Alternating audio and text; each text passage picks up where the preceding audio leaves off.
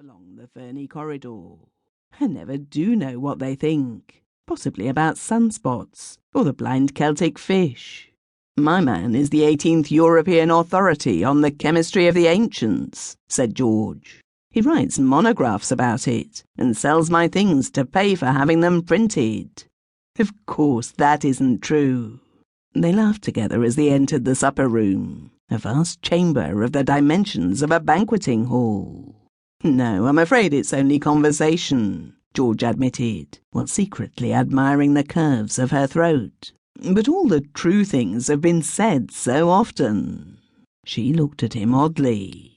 I wonder whether they have. Some things are true enough, but...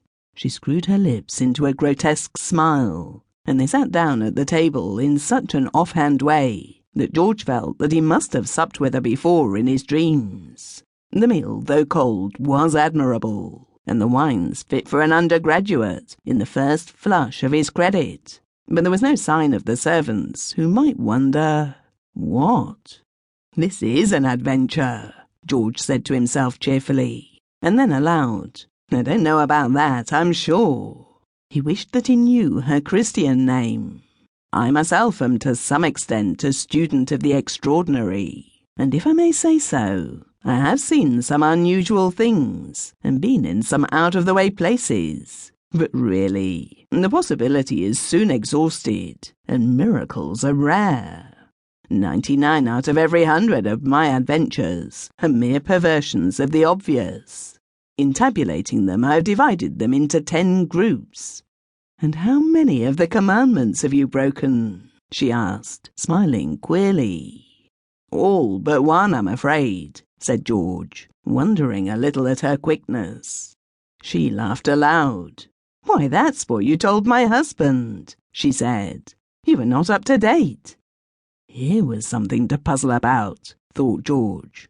This pretty problem had a husband, and he had told him. And what in the thunder did she mean by her last remark? By the way, where is your husband now? He said casually. In itself, this does not appear a very humorous question, but it certainly had a remarkable effect on the lady.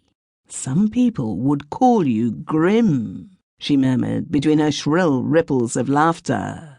Perhaps you'd like to have him down to sup with us. He's upstairs, you know.